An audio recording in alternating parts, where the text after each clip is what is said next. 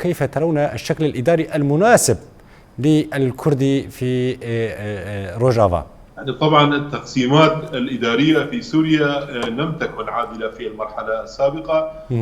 فمثلا مدينة أو منطقة مثل كوباني يمكن أن تحصل على صيغة ويعني تركيبة المحافظة لتصبح كوباني مثلا محافظة سورية جديدة أسوة بمدينة القنيطرة الصغيرة التي أصبحت محافظة. فمثلا هنا أعطي مثالا، طبعا كوباني مشهورة عالميا وهي قاومت داعش وجرى فيها يعني جرت ملحمة كبيرة بمشاركة الكرد السوريين وأيضا مقاتلين آخرين وفدوا للدفاع عن هذه المدينة التي أصبحت رمزا. فهنا يمكن مثلا الحصول على صيغة محافظة بالنسبة لكوباني، وأيضا بالنسبة لبقية المناطق يمكن يعني تحديد صيغ جديدة لها من حيث الإدارة والتركيبة الإدارية وعلاقتها مع المركز. لكن بالمجمل فإن المهم أيضا الحصول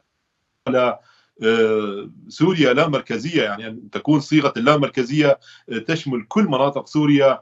لا مركزية تكون إدارية بالدرجة الأولى، يعني لكي تستفيد منها كل المكونات الموجودة في تلك الصيغ اللامركزية الإدارية. مثلا شمال شرق سوريا الآن فيها مكونات عديدة، وإذ ما حصلنا ووطدنا صيغة اللامركزية بالنسبة لها في الدستور السوري فستكون نواة لسوريا اللامركزية، ويمكن سحب هذا النموذج على كل مناطق سوريا.